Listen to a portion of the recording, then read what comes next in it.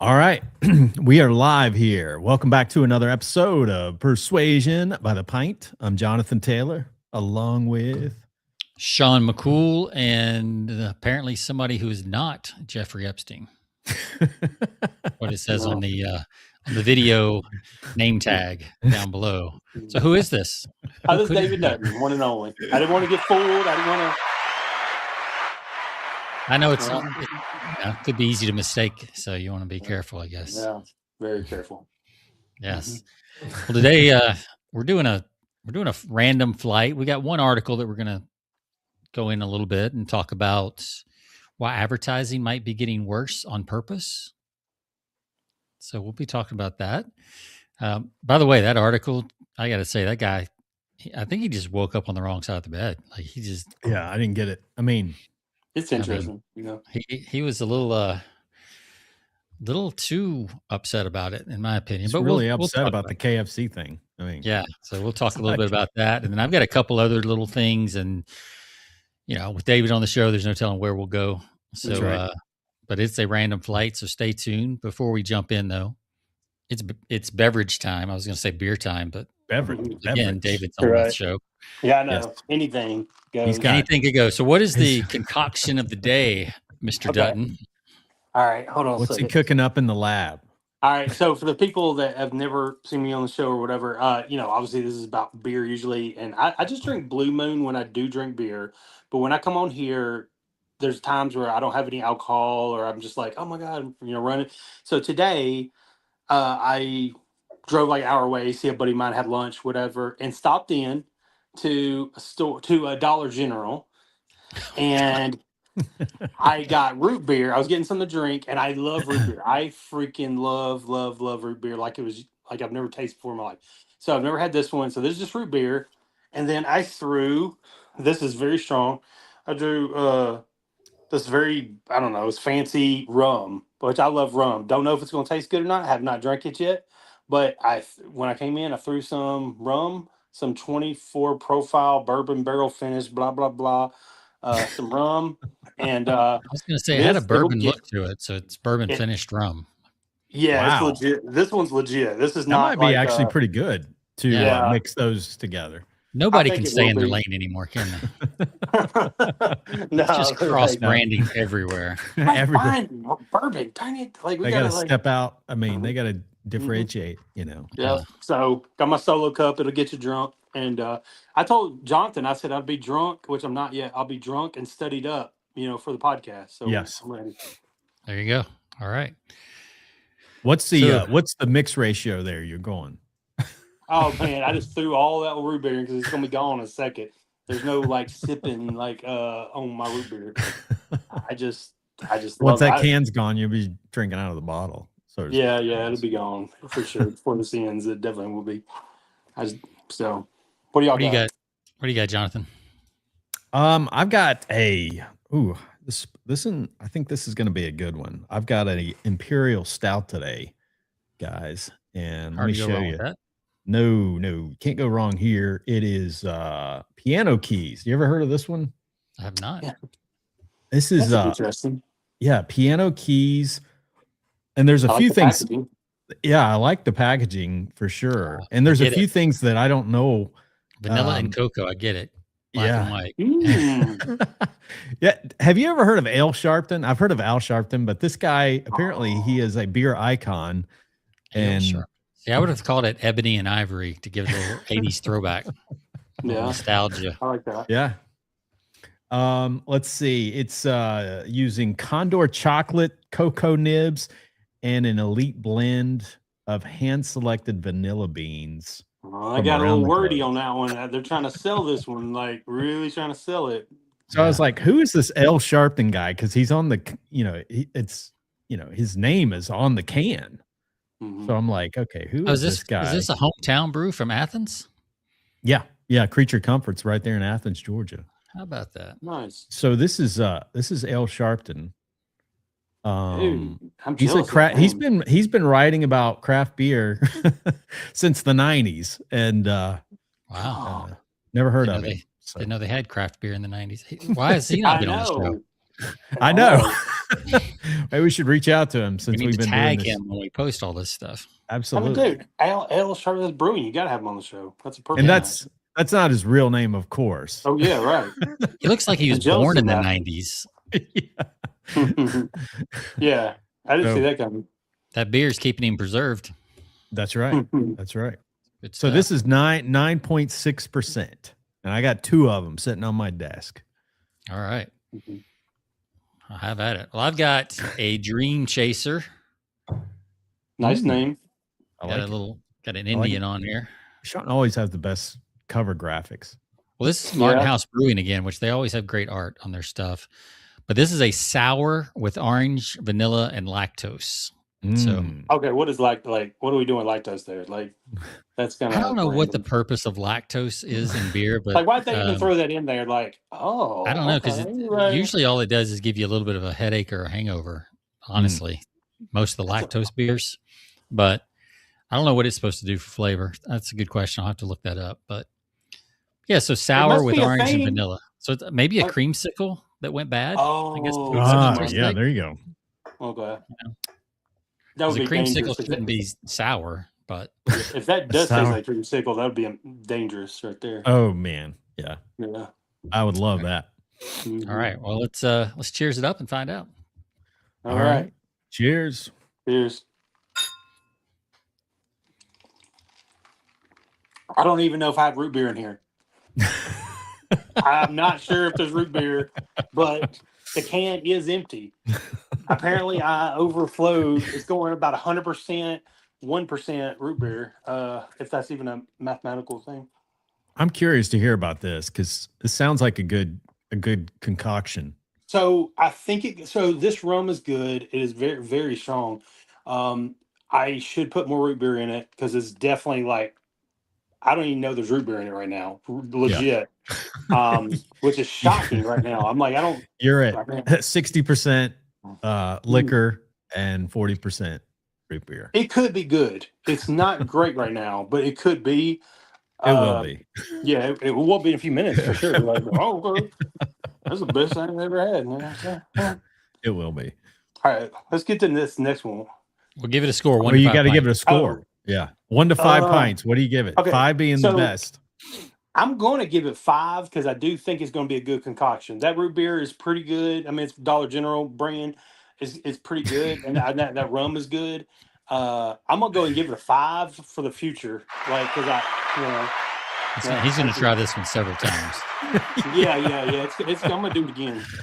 The day is young. A 5, man. He's gonna head back to the Dollar General and just swipe the shelf with all the root beers. Yeah, I didn't know y'all had generic root beer. Yes. Mm-hmm. So what is the best root beer out there that you've ever had? Oh man, I am. I mean, is there's a top tier in your there he is.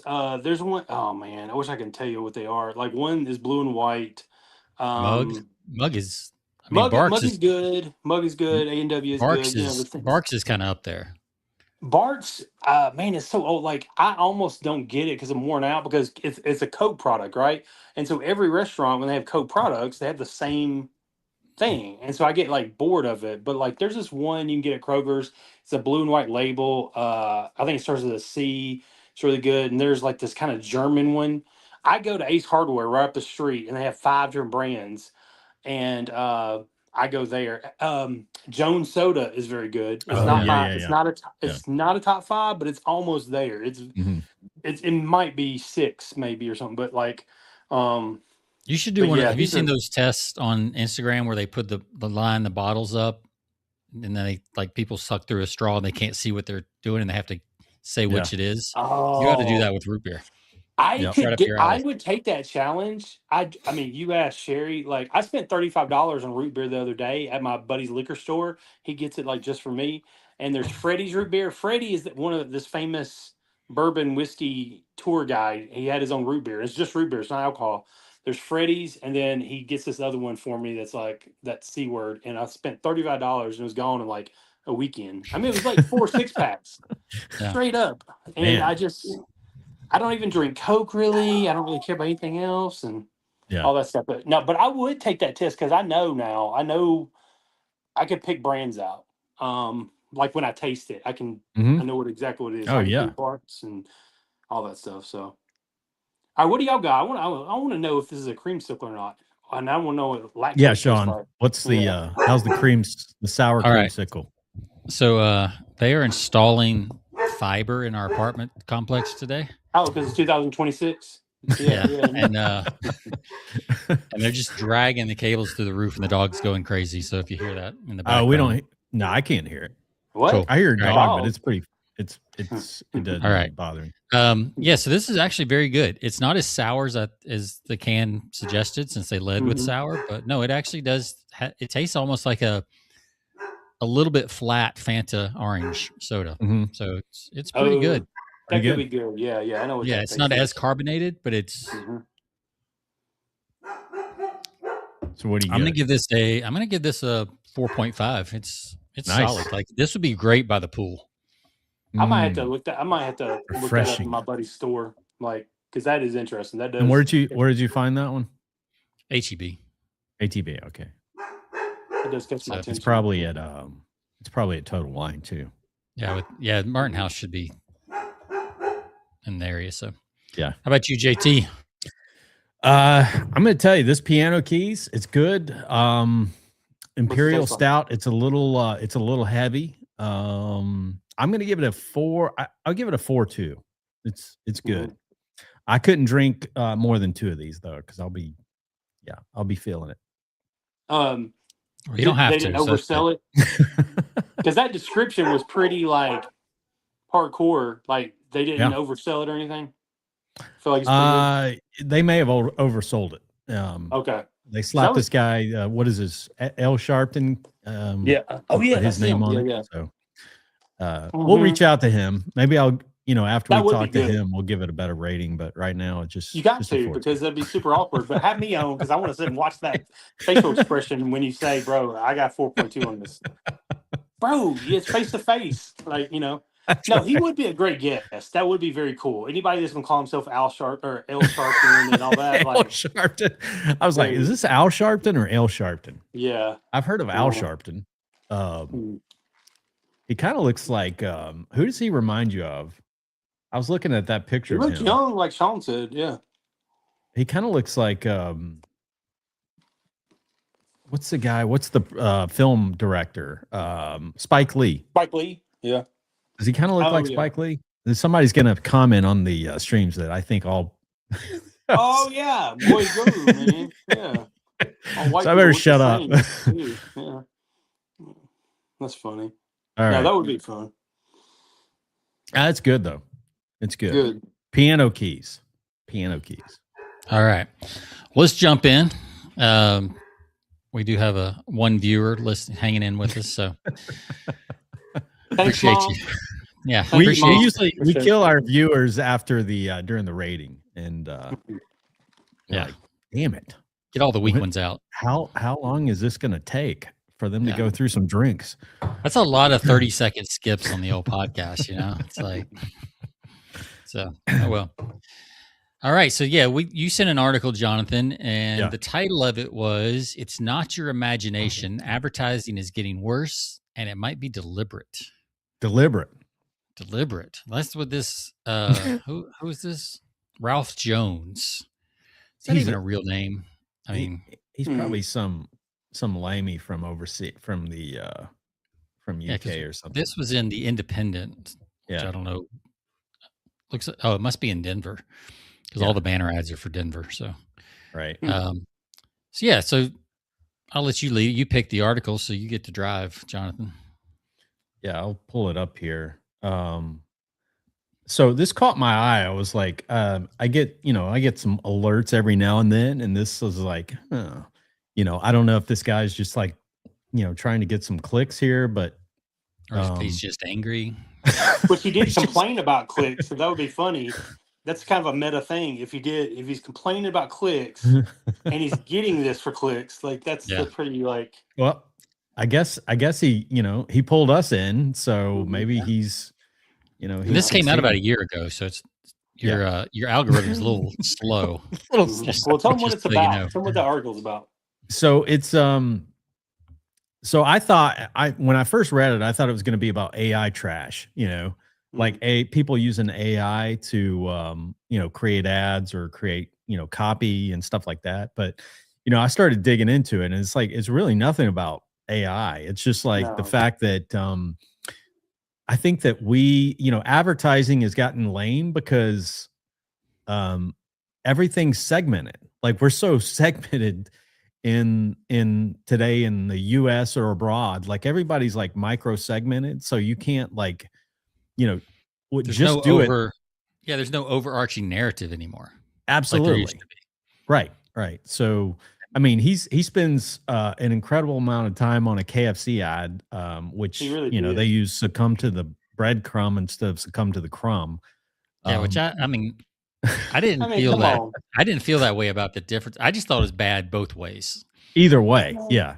Yeah, If and if he you're was like, going back yeah, yeah, if Well, I you're thought going he back spent too much to time in general. Like it was like I thought it was fine. I didn't know what the article was being about, but half of it, 30-40% of it was about KFC, and it was like, all right, succumb. Like maybe I just don't have a lot of like willpower, and like it's Mhm. good. KFC's good, and whatever. But could it be better? Like probably, but that's just what they do. but you know how that Like meeting went, right? They're all sitting around and they're like, okay, there's breadcrumbs in the batter that we use to make the chicken. yes, it's got to have What bread rhymes in with there. breadcrumb? Well, that's so in the What article, rhymes he with asked breadcrumb?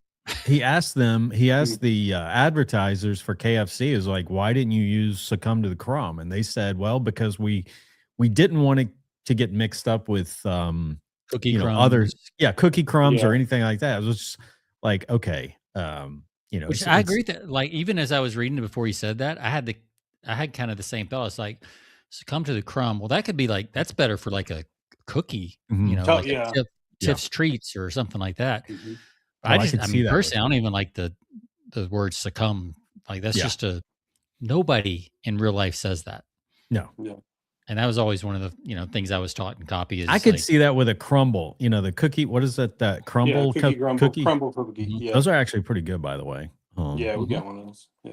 yeah, I got some you of get. those over the holidays. I got a box of those things, and because I had I think never they're now had one. offering, and they're offering financing now for them. So Yes. Of course they are. Right? Yeah. 'cause you might need to split those payments to afford Mhm. one.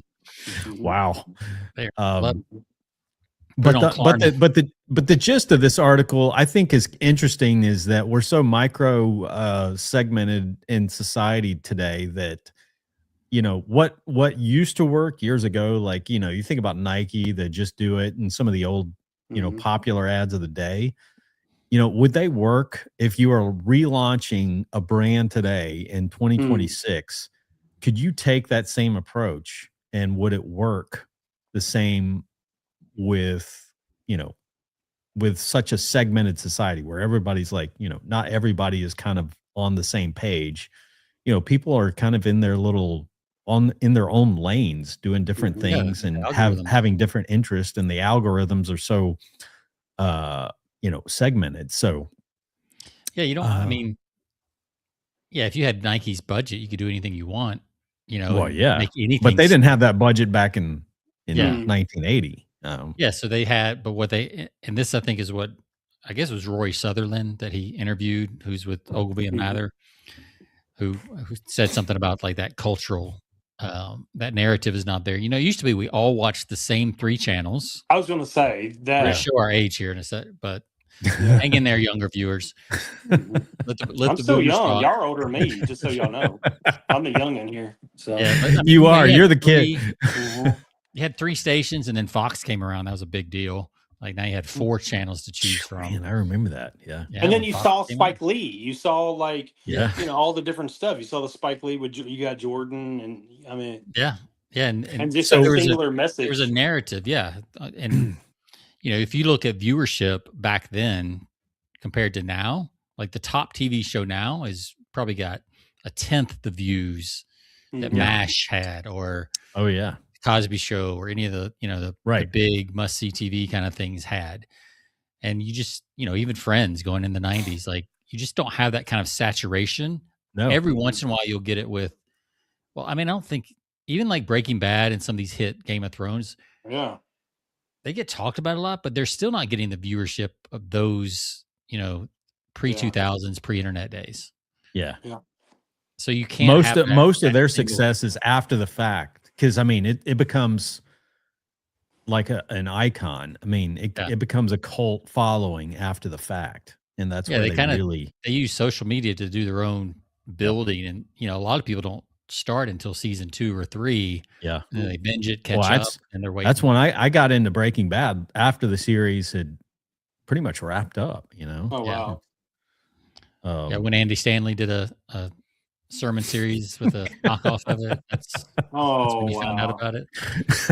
I didn't hear about that, but he did that he does that all the time. He does knockoffs of whatever the hot series is. Cheesy but interesting. Yeah. Yeah. Trying to gotta be relatable, man. Gotta be relatable. Yeah. Oh yeah. That's what I'm thinking. Yeah. But yeah, I agree with some of the stuff the guy said. He's like, it's just people are not. I think Rory said it in the article. People aren't specializing in copy and design anymore. It's more like there's these creative teams that are a little bit good at everything, but there's no masters in the craft anymore. Mm-hmm. So you don't get that really deep. There's not a copywriter in the corner digging through research reports. Like you think about KFC's one of their original taglines about what was it? Finger licking good is good. And I guarantee you that came from somebody sitting in a KFC watching people lick their fingers. Or like, you remember the Wendy's commercials, hot and juicy, and they would take a napkin and because there was actually juice in the burgers and they weren't dry. Yep. Right. Yep. That kind of observational copy, you just don't see that anymore. No. I think that's what's missing is some of that. And so it's just gotten lazy. It's just gotten, what sounds catchy? What's clever? And you don't get that's it. Clever is like it's almost like they're trying to win awards amongst their peers, and it's probably what happens most of the time. And I think clever is good, but it can't be at the cost of clear. It can be, but also like I'm with you, Sean, of like the deepness of like if you can't hit a really deep emotional connection or something. It's got to be clever and clear. Yeah. Right. And if you have to pick between those two, you always pick clear, not clever. Yeah. And succumb to the crumb breadcrumb it rhymes. That's about it. I don't even think it's that clever. It just rhymes. Yeah. Yeah. I mean, that's all you got. That's it. And I mean, what was KFC's thing? Like 23 spices or something like that? Yes. 23. What's the original recipe was, how many? Was it 23 or something like that? Yeah. It was some number. Like that to me is like they dug into the recipe. They looked at everything. Secret. And it was that this is the one thing that makes us stand out. Yeah. Popeyes could use the exact same succumb to the crumb if they wanted to. They got basically the same stuff, right? I might write about that on the herbs and spices about being unique. That's an interesting thing. Even on a local business, I think that's interesting. Yeah. Because you always look at the uniqueness, and I'm like, how can you do that? I mean, it's not mainstream, but it's like you can still like, this is why our burger is best because we have 23 blah blah blah. Yeah, I mean, if you look at Popeyes versus KFC, like you can just look at the chicken, you can see the spices in KFC more than you can in Popeyes. Like in the batter. Our shut down, it's been gone for a while. Now, this one was nasty in Spring Hill. The floors were always gross. Straight up, the floors were gross. But, man, I miss it. Sherry said every Sunday they would get Kentucky Fried Chicken. Like back in the day, like that dominated. But like in Kennett, Missouri, they had a KFC where she grew up. And like they would... do that, get that or whatever. So, but now it makes me. Oh yeah. I don't even know where the next one is. KFC. The finger, like you said, the finger licking good was that was so good. Visual, I mean you can visualize that. Yeah, it told a story, and it was about the product. And I think they mentioned this in the article, didn't they? Like a lot of advertising now is very like telling people what to do. Like, it's a demand instead of like an invitation. Right. Right. Or an observation. Yeah. It's like, just do it. You know, this is the only way to do it. It's very dogmatic. It's very like, this is what you should be doing kind of thing. Succumb to the kills crumb. any curiosity. Yeah. It's like, it's not there's inviting at all. No seduction. It's just, it's Tinder advertising. That's what we're going to call it. Tinder advertising. No, it's like, it goes back to the old Claude Hopkins that we talked about, scientific advertising, you know, highlighting the uniqueness and really creating that curiosity, like the Slits beer, but with KFC, it's like those ingredients, those special ingredients. And, you know, it kind of invites you in. You know, I always remember reading about the biography of Colonel Sanders and him taking that recipe. You know, who knows? A lot of this is embellished, but him taking that, you know, with his Social Security check, going around, going around to restaurants trying to sell his recipe. You know, it's like it's cool though. I mean, even if that's manufactured, that's good. I mean, that's good advertising. Cool, it's a great story. Yeah, it's that. What do they call it? The lore. That's what the kids call it these days. What's your lore? So yeah. Well, let's move on to a couple others that I've got. Okay. Unless there's anything else either want to say about that. No. All right. So if you were, let me ask it as a question since we got two smart ad guys here. All right. If you wanted to lift McDonald's sales by average order value by 20%. Now, this is not about the CEO. Let me just say that. Take a bigger bite. If you wanted take a bigger bite. If you wanted to increase the average order value by 20%, what would you do? If I wanted to increase the order, is this after the bite? Because they probably dropped 20% by the CEO, and this then is pre CEO pre-bite tragedy. Say that again. If I wanted to increase what now? If you wanted to increase the average order value by 20%, okay, at every McDonald's, how would you do it?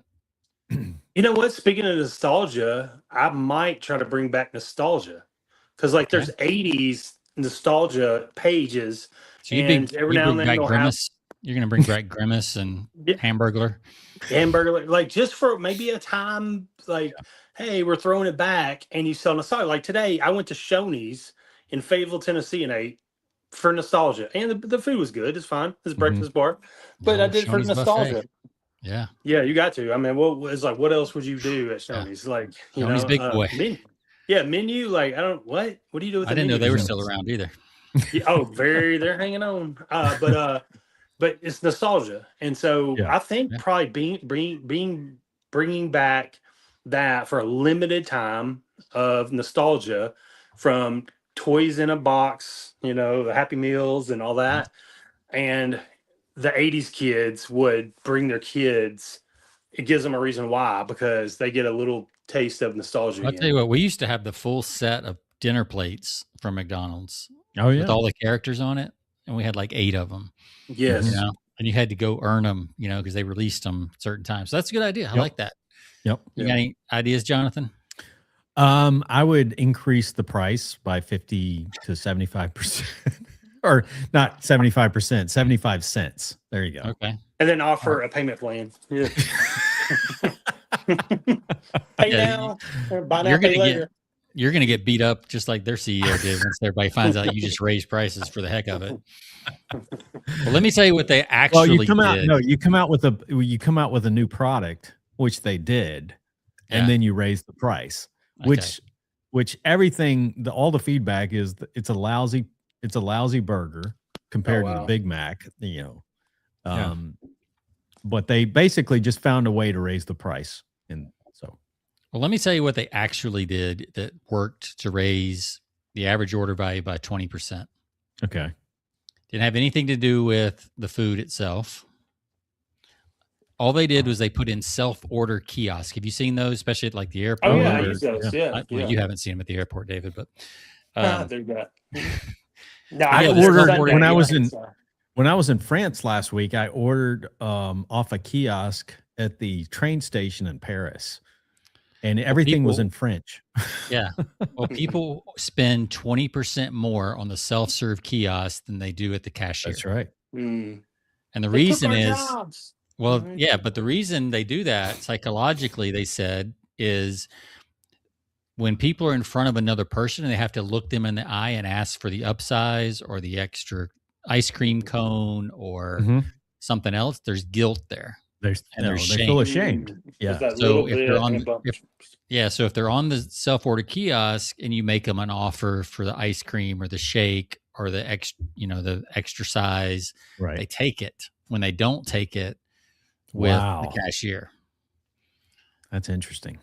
Yeah. So I thought that was fascinating. No shame. No shame. Go ahead. Yeah. So take the ice cream. Not only are you saving them labor, you're increasing.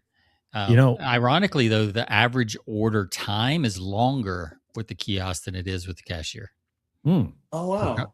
Like people stand there and I can see that longer. And because you got to go through everything. Yeah. And you don't know where everything is unless you're, you go a lot or something. But I mean, I literally just used it Sunday. I kind of just wanted to work. I was been busy lately, and I didn't end up going to church on Sunday. And I was like, man, I just want this McDonald's up the street. It's pretty good. It's clean, and it's like up 2 miles up the road. It's pretty quiet. And so I'll go in there and I'll just eat, especially when I want like breakfast, and I'll go and I always order off that. And yeah, it takes a minute. So you went to McDonald's instead of going to church. I'm ashamed. Yeah. Well, I had church. I started at church at McDonald's because like everybody's got their Jesus religion. came for the sick, not the healthy. So I was like trying to be like Jesus. I was like, where sick people at? Well, they eat processed food like I do, just like me. So every now and then, yeah. Yeah. I was thinking about this. I was like, how might I apply this like online? And what I thought, especially in like a traditional direct response funnel, Russell Brunson style funnel, how could you make this work? And instead of like forcing order bumps or upsells, what if you had a menu of all your products and you said, create your own bundle and get 25% off your bundle, as many as you want, 1, 3, 10. Yeah. And if you had a nice products, stack, that's interesting. Nice suite, you could have people just build their own little bundle and, instead of trying to guess which one they're going to take for the upsell or the bump, just put them all on there and let them choose. Yeah. You just give them a good discount for whatever they choose, Or you could even do a scale discount, buy one item, get 10%, 2 items, 15, 3 or more, get 25% off. Yeah, I like that. That's perfect. I bet that would work. Because people love to buy, but they hate to they hate to be sold to. So absolutely, when you give them control, is that Zig Ziglar that said that? Sounds like something he'd say. Yep. That's I think that is a Zig. It's either a Brian Tracy or Zig Ziglar. By the way, thinking of like old and dead people, I just wanted a moment to just say rip to our Chuck Norris. I know. Chuck Norris. No, did he pass away? He's gone. See, I never know what's real anymore because I see stuff like that pop up, and I don't know if it's legit. He allowed death to think he won, and he's in heaven. Oh man! Yeah, I saw somebody say, "Death didn't choose him; Chuck chose death." So. Wow, how old was he in his 80s? 86, I think. Yeah. Wow, that's amazing. And he was just exercising the other day. Look at his Instagram account, like a couple days ago. He's like boxing and stuff. Should have been using his peptides. He's not on peptides, probably. Needs to be on peptides. Was that heart attack? I don't know. They just said emergency and he had to go and he's gone. He's like, all right. Wow. Come on, Death. He may have dropped maybe benching and dropped some weights on himself. I don't know. I think it's the that's what I choose to believe. I know. He was benching the earth and dropped the earth on himself. I love that. All right, so I got that's so interesting is that the kiosk thing, because when you give the power back to the consumer, it's not like, I think like people are afraid to do that sometimes. It's like we have to shape your, we have to move you through the right place to choose what to do, to purchase. Here's what you need. Everything's over orchestrated. Yeah, I think. Yeah. And so kiosk gives the consumer back the power to choose, and they end up spending more money. So And like I said, and like they said, it removes the guilt or the shame about what they really want. Yeah. Like they already wanted it. They already wanted the ice cream, or the shake or the extra large fries, whatever. Right. When you put a person there, you actually blocked the natural desire, because of all the other psychology going on. So you take that away and, whatever. So now I want to go to McDonald's and I just want to stand behind people in the kiosk and just start laughing when they pick stuff. Oh, and then it goes down 20%. Yeah. It's like, oh, you really want that Really? ice cream? I could just be behind them. Really? That really? You're taking the up? Really? Yeah. That'd be David, cruel, when you work, I'm curious because when you work with clients, do you have, because you work with, your marketing clients, do you give them options? Like, do you say, okay, here's, you can choose or kind of, do you kind of direct them? Here's what you need to do. I mean, how do you that's what I approach do. that? I just tell them, I don't, besides my Instagram stuff, I don't have a one size fits all. Yep. I just tell people, I'm like, all right, tell me what you got going on, what makes sense. I don't have anything I shove down your throat,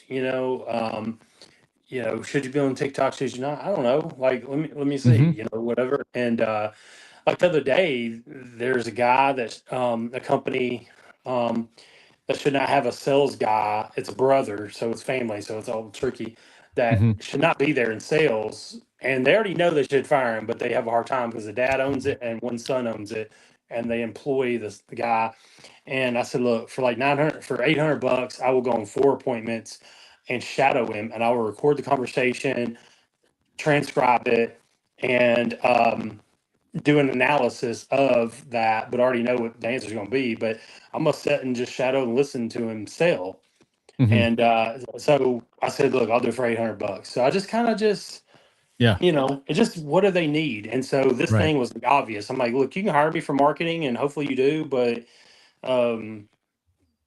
this is what you should do first. You're paying this cat $40,000. I just posted. I did a disc profile. I told him, I said, do a disc profile the other day on this guy, and got it back today. And sure enough, he's a technician and should not be doing outside sales. And they pay him $40,000 a year. Yeah. And so I was just like, I just saved these cats $40,000. Yeah. I didn't charge them for that, for this one thing. I said, dude, get him to do the disc profile. And I can already tell, like, he shouldn't have been there, but like, do the disc profile and let's go from there. And I mean, dude, it's just obvious proof, data. And so you can still hire me and all that. But I told him, I said, look, I will take your $800, but I do not think I should do it because y'all know the answer. And now I really know the answer. Now that disc profile came back and I ran it through ChatGPT, and they're like, no. ChatGPT even put it in all caps. They said, put them outside sales at your own risk. Literally, it said that in all caps. And so they have to do their thing, so. But no, I'm man, I don't know. Like, obviously I'm not against upselling or anything at all, but I just I just let people know I am not cheap.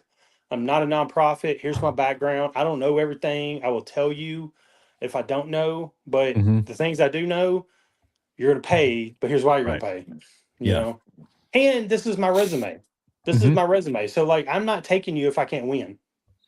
Just so you know, selfishly, just forget you. For me, I'm not taking you on as a client unless I'm winning. But I do care as a Christian, as a business person, as a good human. I do care, but at the same time, like, listen, I'm not taking you on. I want to win. I want people to only see me winning, That's a little known secret of a lot of top performers is that they only take on stuff they know they can win. Yeah. I know all the top copywriters, they will not take on a project if they don't feel like they can already beat the control. It's like, it's not like they take the project, then figure out that, like, they study it first and they're like, yeah, I see where it's missing. I think I can beat it. And then they take it, after the fact. So, and that's true for I think that's true for attorneys, trial attorneys. they're going to look at the evidence and they're going to say, yeah, I see a couple things I here. gotta take you as a client unless I know. I'm not, like you said, I'm not varnishing my record just, for you. Yeah. No offense. I mean, I'm 40. Right. I'll be 48, a couple days. And it's like, I mean, I've always done this, but even more. I'm like, bro, like I ain't getting younger. And I'm like, I want to keep winning and stuff, and I want them to win. But it's also like, dude, I got my story, the lore is like, boom, I just keep selling my story and like, hey, didn't just do it for me. Here's all these other clients. Right. I just had a client that I've made quite a bit of money. This little 17-year-old kid that has a junk hauling business, and he's done very well with my Instagram ads. And I said, let's take it up a notch. So I have a good case study, and I want him to win. I do. But selfishly, I need a really big ass testimonial, a really big case study. So it's like my flagship. And so I was like, bro, let's turn it up. And I'm not charging him. I just like, look, I need a case study.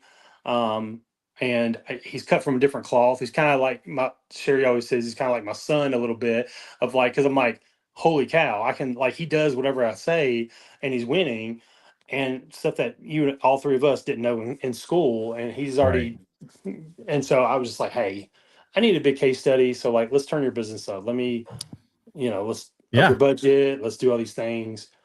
And because I need to put him on my commercials, Yeah. So that's a win-win. Yep. Let's talk about the third thing I found here. So let me set the scene for you. So up in Montana, it's been a little, I think it was last year. And all of a sudden these billboards start popping up in Montana. And it's just a picture of a guy, average looking guy, white background, color picture. And then in handwriting, it says, looking for a fishing buddy, Ryan, new to Missoula.com. And there was, it'd be kayaking, it'd be fishing, it'd be, hunting or whatever. And everybody was like, what are these billboards? Like, who is Ryan and what's going on? There was no call to action other than the website. And when you typed in new to Missoula.com, it was for a credit union who was also new to the area, brand new to the area. Okay. I didn't see this coming. All right. Yeah. And so you go to the homepage, it says, hi, we're Whitefish Credit Union and we're new to Missoula. These billboards, they're no jokes. We just got here and we're looking to make some new friends who want to get outdoors. And yes, Ryan is a real person, blah, blah, blah. And it tells who Ryan is. He works at the place. Just moved here from Kansas to join us as our community development officer, blah, blah, blah, blah, blah. Smart. They got $20 million. They got $20 million in new deposits the first month. Wow. In town. Wow. And they're kind of an outsider. I mean, that's pretty. Yeah, where's this? Missoula, Montana. Missoula, yeah. I was out there last year. I went on a fly fishing. I went fly fishing. Not a huge town by any means. No, nothing in Montana is huge. It's a college town. I mean, it's University of Montana, and that's about it. Yeah. So the thing is, this was just pure like curiosity is what made that work. There was no branding on it. There was no, like they didn't put that and then put a banner at the bottom that says, credit union. That would have just killed the whole thing. So they were willing to props to whoever came up with that. That's a solid. That sounds like something David Dutton would do. Yes. I mean, I love weird, different, unique. I like, and thank you for that, Sean. Like, I like the fact that he's a community leader and they're smart enough to sow the market a little bit. Yeah. Like, imagine street level. He's going to BNI meetings. He's going to the Chamber of Commerce. Like, that's a given. That's what he's doing. But you don't know anybody. That's the normal. But then now Ryan's on a billboard everywhere, and it's fun to talk about. And he's not just a dude showing up. Yep. I might have to do a Facebook post with that. I love that. That's cool. That's so unique. So what were the what did the billboards describe those again? So it's a full-size billboard. It's completely white background. Okay. And probably on the left third there was a color picture that filled up, 70% of the left third of the thing. And then in handwriting font over on the other 2/3 of the billboard, black handwritten font, it would just say like looking for a kayaking compadre, Ryan, newtomissoula.com. Oh, wow. And that's all it would say. Or looking for a fishing buddy, Ryan, newtomissoula.com. Looking for, whatever. And yeah, he's just like you said, David, he started getting noticed around town because he's a real person who's actually out and about and, shaking hands and all that stuff. And hey, you're on the billboards. We've seen you. Yes. Oh yeah. I work down at the credit union that's also new here, and it's, the story just kind of tells itself from there. Yeah. And, but a lot of times people think, well, that's clever and there's a lot of curiosity there, but it actually translated into $20 million in deposits. I mean, that's pretty cool. Mm-hmm. No, I love that. I always think about like Dan Kennedy, like everybody's walking around in a coma. That's my operating. Like that's how I think. Period.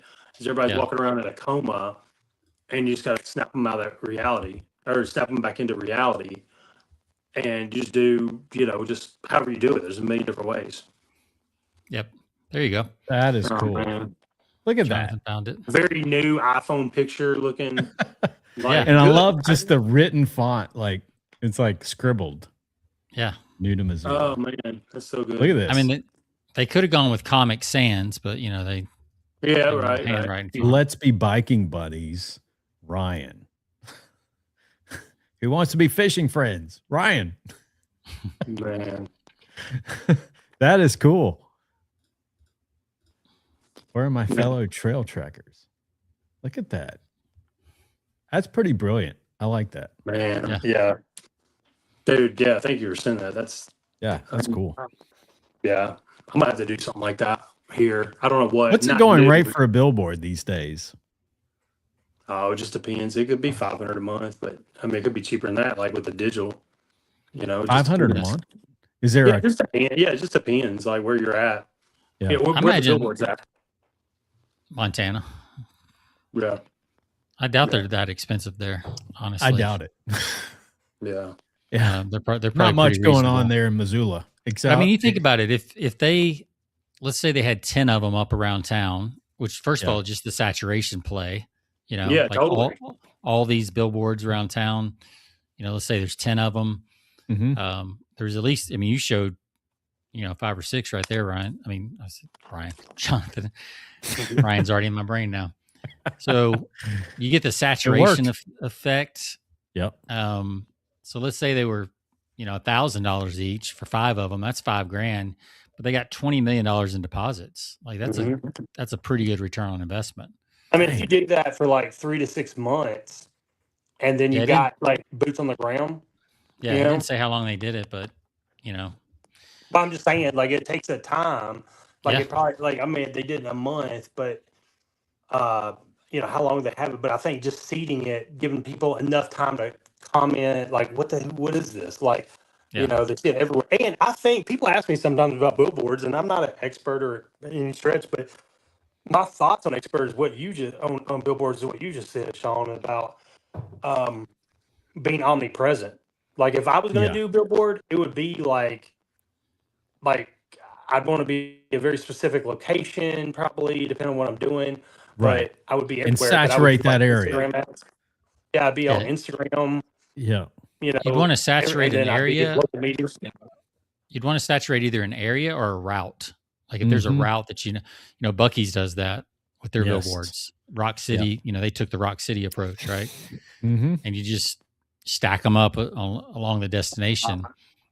But yeah, I mean, I think billboards, if done well, and if it's something memorable that you can send them to, as far as a website or, because right now, especially like road trips, if you're putting it out on, 75 South and people are going to Florida, like there's so many billboards that you could put on that. And, one, especially spring, summer going to Florida, like the passenger in the car has their phone out. Yeah. And they could look up anything that's on a billboard. So, if you put your, even a QR code on there, like there's enough time for the passenger to like snap a picture of the QR code or go to a website or whatever if you do it well. Yeah. So I think they could be, it's kind of that pattern interrupt. If you do a good billboard and it looks different and there's enough curiosity. And that's the key. This looks different because it's like it's all white. It's got his picture. Yeah, it's under designed. Exactly. It looks like a fifth grader made it. So that's what's creates curiosity. Yeah. And it looks like just like somebody scribbled that. Yeah, it looks low budget. It doesn't, because if it was over designed, then it wouldn't look like a person did it. It would look like a company did it. Right. And then there could be a little cognitive dissonance with it, right? Because people be like, I don't know, Ryan's either got a lot of money or he's uptight if he's, if it's over designed. Yeah. Yeah. But yeah, just like this, it's like, oh, he just bought some billboard space and he must be really lonely. Guys, I got about 5 more minutes. I got to hop off. All right. No worries, man. We're about wrapping up. Yeah. No, this is good. Now I'm going to have to go look that dude up now. I can't stand it because this is like what I love, like weird, unique stuff that nobody's really doing. Like it's very rare. He's at Whitefish Credit Union, Ryan. You can probably find him on LinkedIn. Well, I do need another bank account. So. What's interesting though, that's an outside. I mean, this is a new startup, right? Yeah. Yeah, that's what made it like. Yeah, I mean, that's one of the things that made it work is because the credit union story and Ryan's story were the same story. They're both new to town. They're both looking to make friends in the community. Yeah. And so there was a parallel track that they were running on. So when people heard it, they're like, "Oh, that makes sense." Like he's new because he moved here with the credit union. Credit union's new. They must be pretty cool if they let their community manager put out billboards. Like there's so much psychology going into that. Yeah. Props to them. And maybe we need to get him on the show as well. Absolutely. Oh, that's a great idea. No, that would be good. Yeah. That's a perfect guest. David, before you leave us, tell us about some of the stuff you're doing right now. Oh, midgets on Springer, you know me, just watching a lot of TV. They watch a lot of TV. They counting your money, watching TV. I don't have a job, nothing. At 47.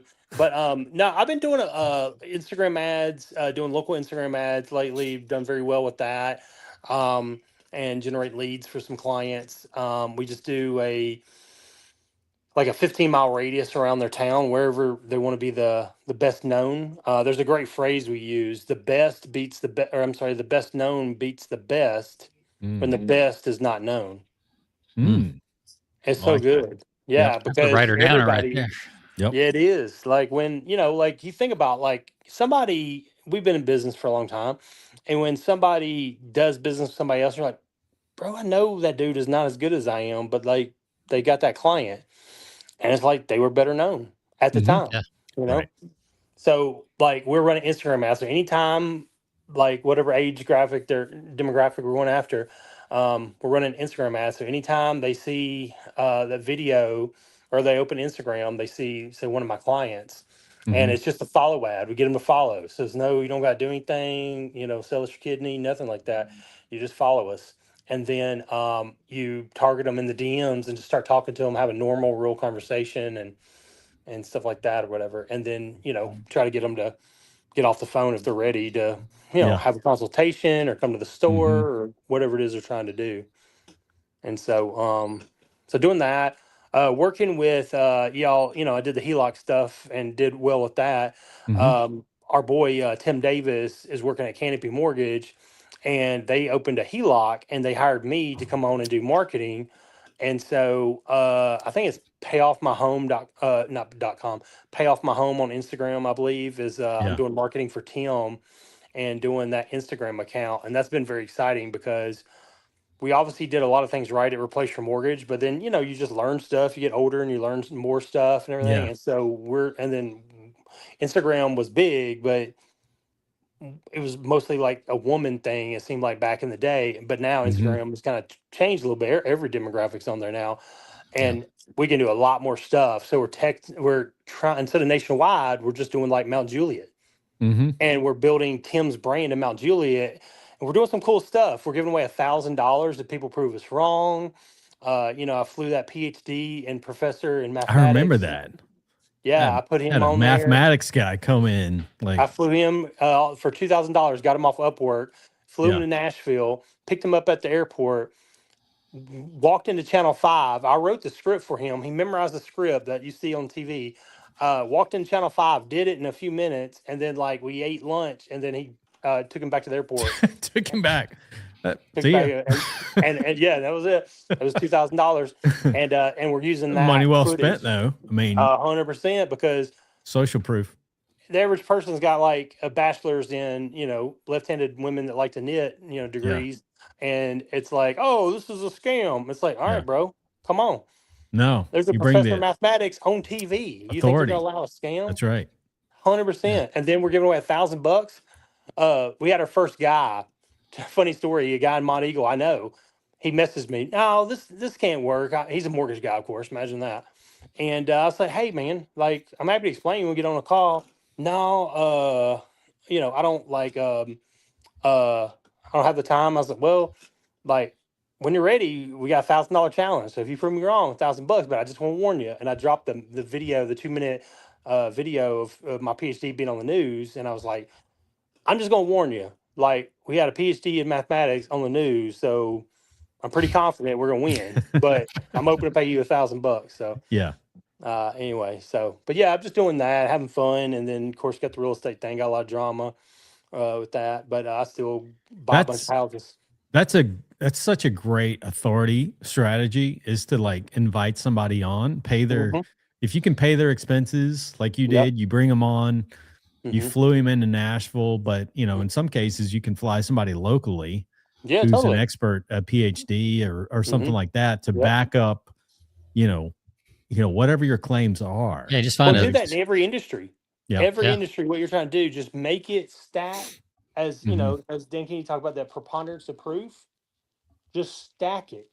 So you go on there, it's like I had ChatGPT do 9 different scenarios with 9 different income sources and 9 different mortgage balances. And I put them on one post as a carousel, and it says 9 different case studies. And it's like, here he is. Here's a rich person. Here's a middle-class person. Here's this, here's that. So they can vicariously live through these people. So you got that $1,000 challenge. You've got, they're paying double on their mortgage. Go look at your closing statement. You're paying one, you're buying one for you and one for the bank. Yeah. And it's they can't even argue. And it makes them all right. Now, and, just let us run your numbers. Well, I can vouch for that HELOC stuff. That stuff works. I know. I was telling somebody else the other day about it. I was last night, actually, I was talking to a mortgage person. And I mentioned you. I said, when I was talking to Jonathan, I don't think knew what the name of the loan was. And I didn't either. I would ask Jonathan every time we got together, hey, bro, that thing you're doing, what is that? Yeah. Is that working? Whatever. I just had no clue, because it's hard to wrap your brain around. I mean, at first. It is. It makes no sense when you think about it, but it's it works. Yeah. I don't have a mortgage on my big house now. To this day. People ask me, do you do it? I'm like, bro, I hadn't had a mortgage. I got mortgages on my other houses, but not on my main house. And that's right. Yeah, I still do it. So, guys, thank y'all for having me on, as always. You bet, buddy. Hey, good to talk with you, man. Absolutely. Had fun as always. Yep. We'll see you, buddy. See ya. The David Dutton. Yeah. All right. At least he didn't pass out on this one. Yeah, he just turned the screen off for a little while. Must have been dozing off in between. Yeah. Yeah. Oh, it's good stuff, good. Man. Yeah. Billboards, absolutely. Self-serve kiosks, bad advertising. It's a good day. It's a good day that on the Ryan billboard is so cool. That's very intriguing. Yeah. Makes me think. It's something you couldn't duplicate on social media. Yeah. Or I don't know that there's another medium that would work as well on. Mm-hmm. Even direct mail, that would be weird if you just sent direct mail to the whole community. It says, right. Hey, but I don't know. For some reason, it works on a billboard, Yeah. But so I love it. Out of the box thinking, and I love it too. It was, and obviously it worked really well. So people say billboard advertising is so outdated. Please. Yeah. Well, the thing is, it was such a small market that Well, that did it. Right. Most people haven't heard about it. You hadn't heard about it, So, but it's local. It's local advertising. So, I mean, you could definitely pull that off in most towns, or something similar. At least smaller towns, right? Yeah. Yeah. Might get expensive in a bigger town with lots of traffic and, because usually they charge those billboards, they charge by traffic. Yeah. How much traffic goes by, how many eyeballs go past on a day, right? Car count, that kind of stuff. So my guess is Montana doesn't have a ton of, Missoula, Montana doesn't have a ton of. No, it's not that busy. It's not a big town. So, and then also, and I think, the demographic there is, people are going to be pretty friendly overall. So you're going to.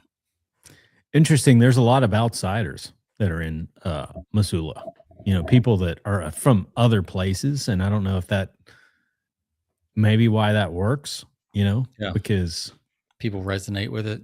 Right. Yeah. They were new to town at one time. And yeah. Oh, that's very cool. Yeah. I love that. All right. So next week we've got a guy that I found on one of the Facebook groups I'm in, and he has written a book. It's not published. It's not out yet. He's kind of in the pre-publication phase, and he's going to be talking about basically how to not get stupider as you use AI. So that's going to be fun. That'll be a fun conversation, and he's got some very real tactical things that you should be considering as you're using AI, so that you don't, so idiocracy doesn't become a true story. A lot of people think that's a future documentary, but that movie. So I think it'll be a good conversation. I've talked to people who've, that's their response is we're going down a rabbit hole where, we're just going to let AI think for us. There's already studies that prove there's some truth to that, if you don't guard against it. So, I can feel it myself. If I overuse it, for a week or two, then when I sit down to a blank page, I'm just lost, so I can definitely feel that. So I've started